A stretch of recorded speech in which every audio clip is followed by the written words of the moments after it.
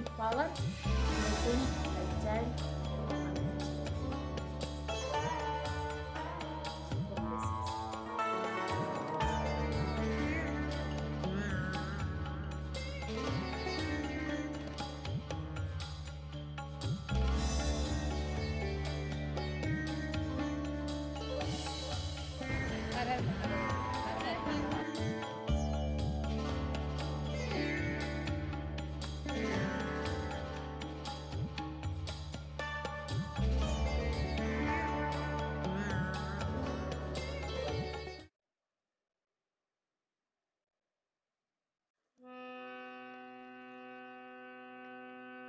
Gurur Brahma, Gurur Vishnu, Gurur Devo Maheshwara, Gurur Sakshat Parabrahma, Tasmai Shri Guruve Namaha, Tasmai Shri Guruve Namaha.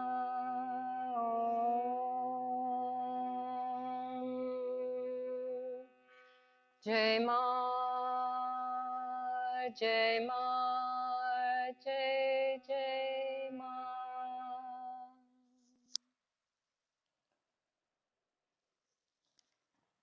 Well, thank you.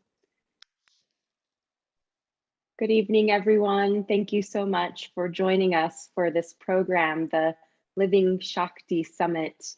And I am so delighted to have the honor and pleasure to be interviewing Kadambari from India, who is currently at Maa's ashram. And just so grateful that we can share these interviews to celebrate Navratri. Can you, Kadambari, please introduce yourself to us?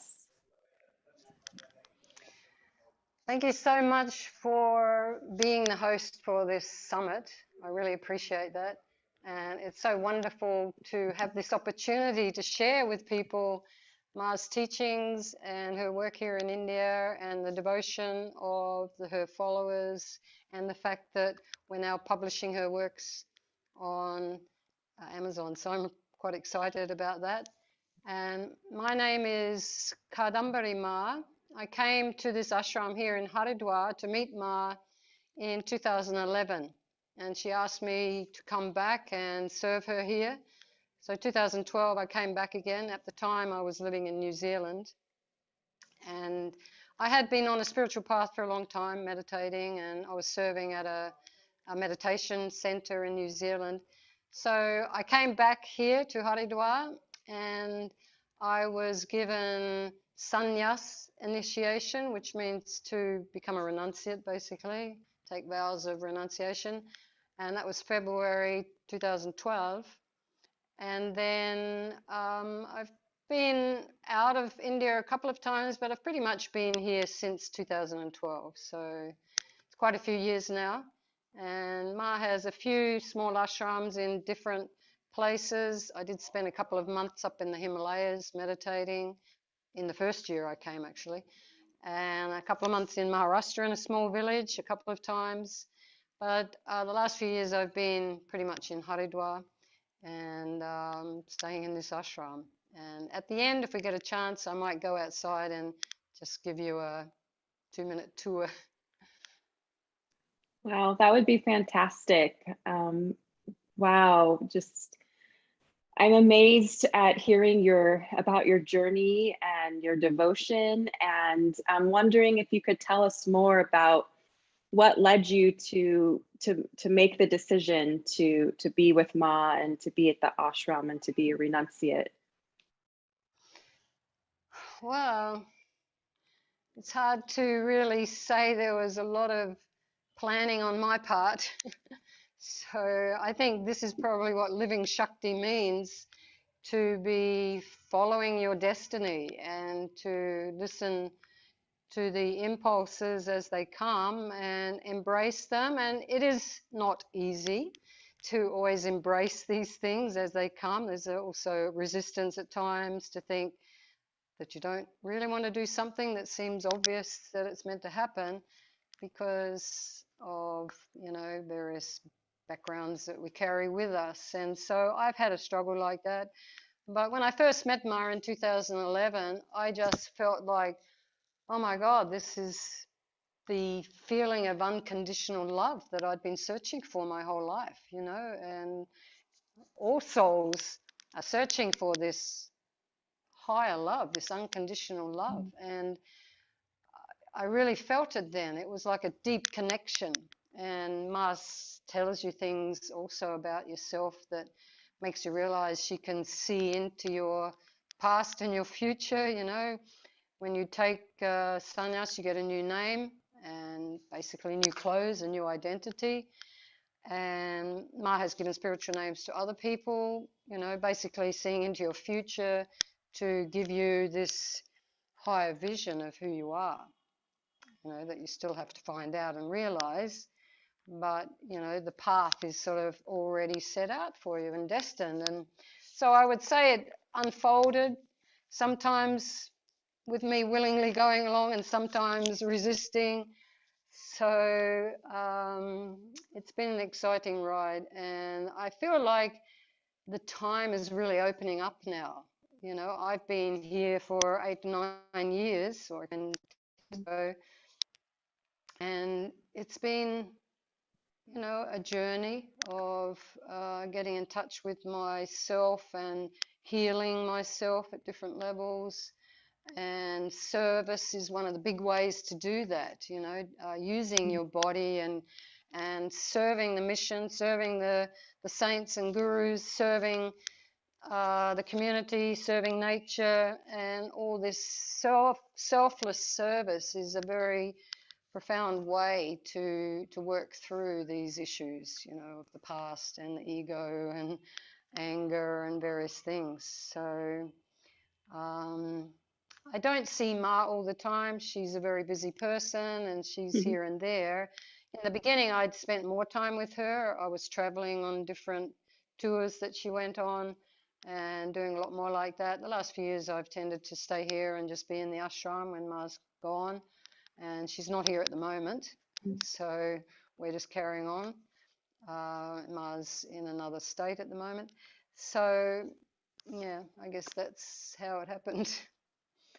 I mean, taking sannyas came from Ma. That's not something that you tend to ask for. It's something that you're deemed to be ready for. Now, I can't say I was ready, but my attachment to the material world is probably not as strong as most people. I'm nearly 65, so, I'm at that stage of life where taking sannyas, renouncing worldly life, is actually a natural progression on this path that, you go through your life and you acquire things, you have your family, you enjoy life, there's nothing wrong with doing all that.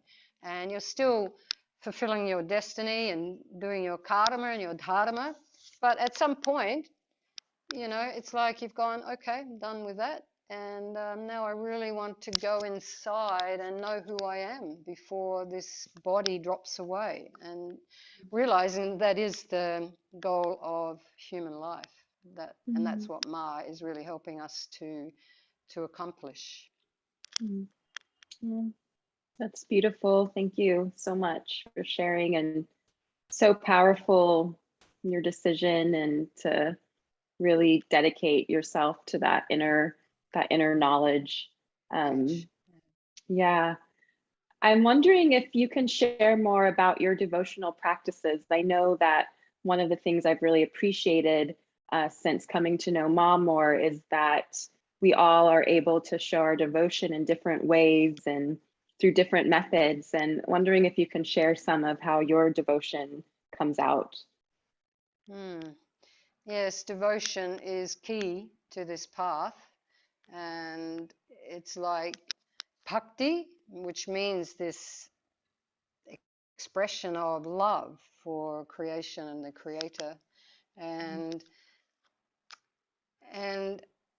combining that with discipline, it's not a forced discipline, but a disciplined lifestyle, so that your devotion is based in an ethical life, and that you're clear on your purpose and goal. So that's how I see how bhakti fits in this devotional practice, that it's a means of healing, expressing. A lot of people, women particularly, get quite sort of shut off in their expression.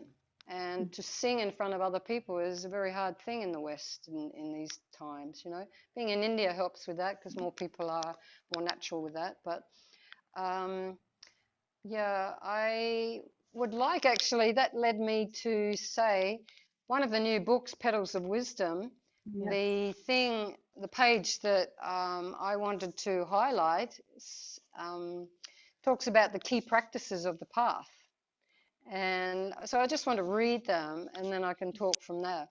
So the first one here is satsang, which means true association, and this provides knowledge.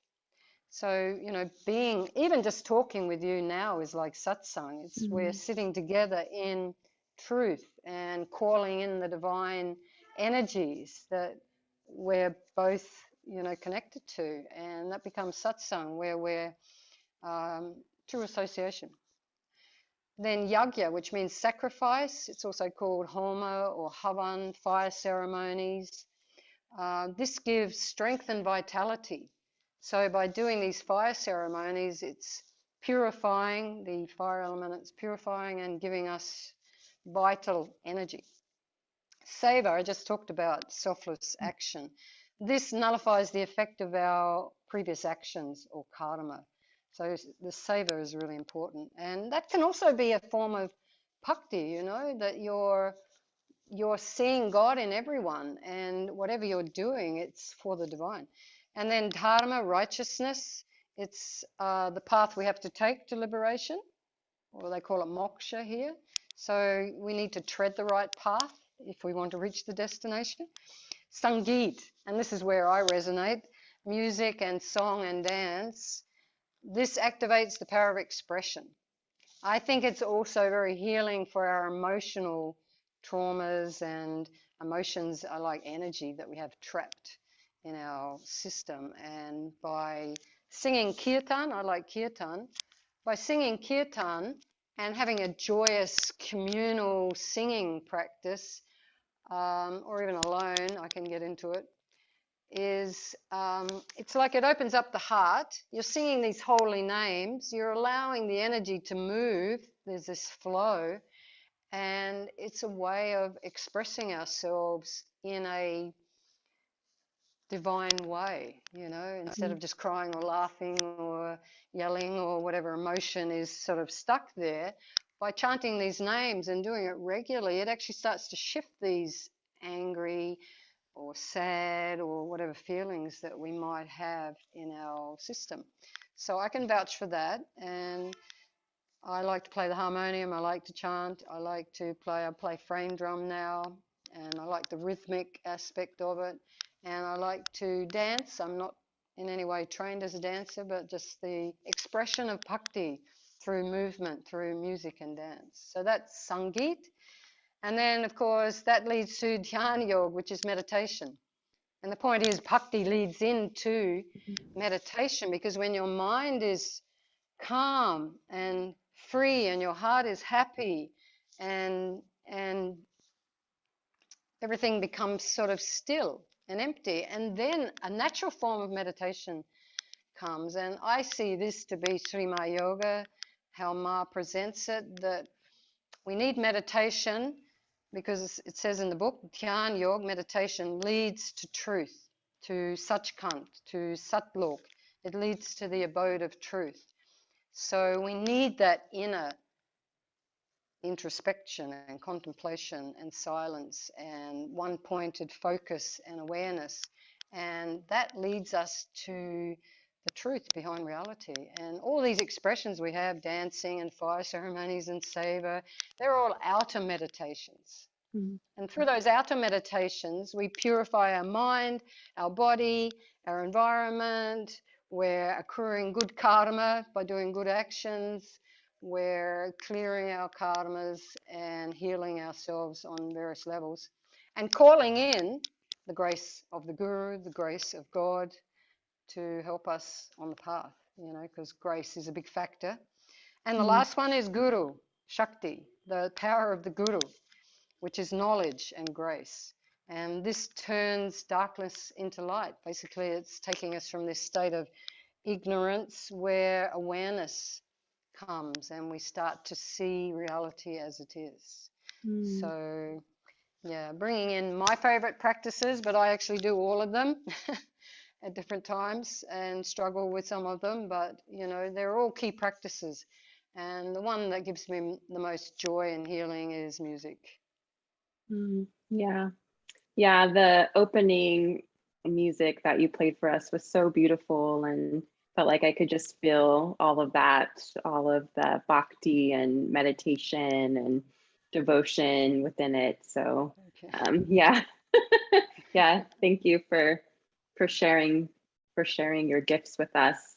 I was wondering too if you can talk a little bit more about the coming of the new age. I know that many Sant Gurus have talked about the ages and the age of Kali Yuga and the Enlightenment age, and maybe it's here now or it's coming, you know, depending on where we are. But if you could talk about that and the role of Shakti, how you see that playing out either for yourself or in Ma's mission. Yeah, that's a very big question, isn't it? And it's something that will reveal itself, no doubt. Ma, as our guide and guru, and also the example of living in that state of enlightenment, you know, she really is above the way we see the world, and you know, she sees everything from a different, you know, from the inner eye, basically seeing it from a different perspective. So Ma doesn't speak in detail, I guess, about these things, so you have to glean it, I guess, from what you hear, because as you say, it depends on where you are. I think it really is the individual process that we go through. Be the change in the world you want to see. We all know that. And so and there's a very well-known quote from India, from the Vedic tradition, that the world is as you see it. It becomes what you choose to see it to be. So it's like we create our own reality, and how we choose to see the world becomes the world for us. So the early stages of being on a path like this is to start to recognize the things that we're doing and to get that awareness. It's always about cultivating our own awareness to see how our mind is working, to see the way we project our own thoughts and ideas and traumas and pain and everything onto the world, and then multiply it and receive it all back in magnified, you know, proportions. So we have to start with ourselves. And like I say, these key practices, they help us slowly, slowly. I mean, I've been here in India for 10 years, and Ma said she took 7 lifetimes to reach the state she did. So it is, you know, a lifelong thing, and we'll all reach something by the time we come to the end of our life. And we just need to be the judge of that for ourselves. You know, what is right and what is wrong in the West is very much a black and white thinking. You know, what is truth and what is not truth? What is compassion? What is not compassion? You know, these are all black and white ideas, even though they're hard to define. And in the East, in India, it's not black and white. It's like truth has to be tempered by non-violence, by doing no harm. You know, so there's truth is not just blatantly, you know, upsetting everybody by, you know, saying this, this, and this. There's ways to do it. And I think, you know, once we've understood that and started to inculcate those changes in how we do things and how we see things and how we treat people and how we treat ourselves and how we see ourselves, because Shakti is an energy, and the Shakti is all around us. We're breathing it in. It's doing everything in our life, and it's running our body, and it's our mind as well. So it's everywhere in different levels. You know, there's the ultimate Shakti, which is, you know, the supreme Shakti, but then there's all these other levels of power and energy running our life. So I guess it's just cultivating awareness, you know, and having forgiveness for ourselves when we feel like we've fallen off the bandwagon or gone somewhere, and seeing that maybe it was just Shakti taking us somewhere so we wouldn't go somewhere else, or, you know, to learn something and come back and renew our vows and start again, and not to beat ourselves up for it. And I think that's a really huge one in the West. Women particularly, you know. And Ma, I see Ma as a female guru, and she has, you know, a fairly established position here in this sort of monastic order. So she's recognized here, but she's not famous, you know, she's not famous in the West or anything.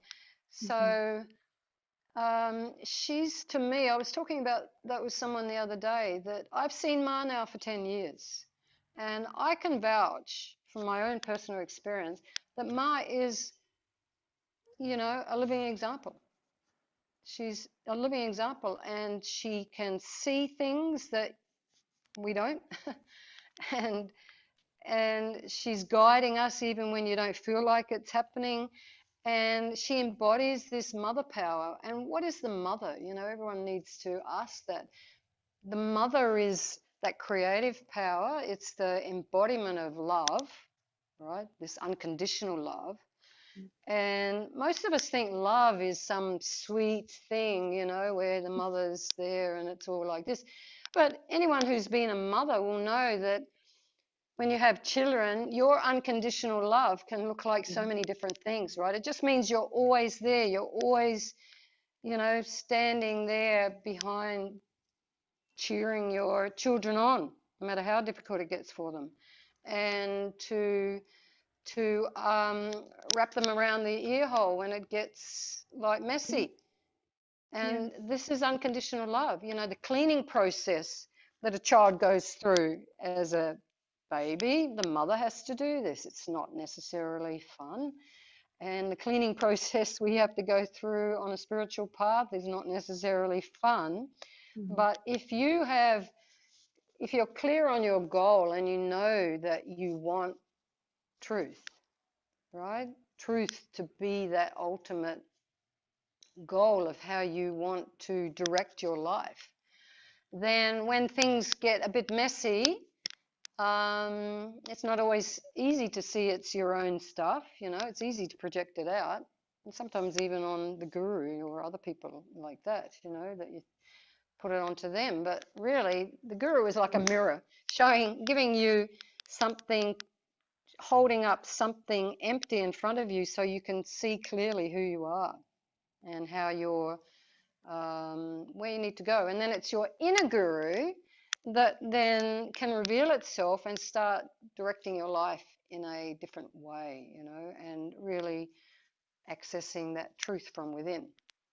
So the guru gives you the knowledge, puts you on the path, and shows you, you know, like encourages you to find your own form of bhakti, devotion, and to do a daily meditation practice.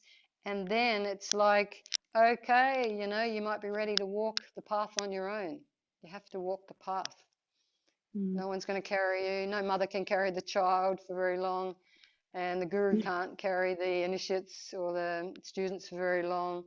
So that empowerment, I really feel from Ma. I really felt her unconditional love, watching me, witnessing me go through all sorts of stuff, and feeling like I am coming out the other end, that the light is coming in the darkness, you know, and that the Guru Shakti, that knowledge, is revealing itself from within, and I can start to see myself and act in a better way from my own volition. Wow. Yeah, what a blessing.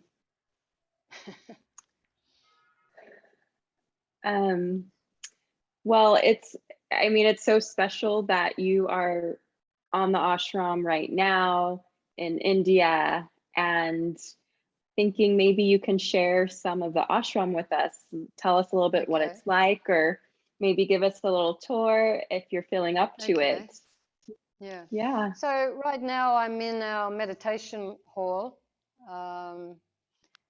And this is Ma's seat where she holds satsang.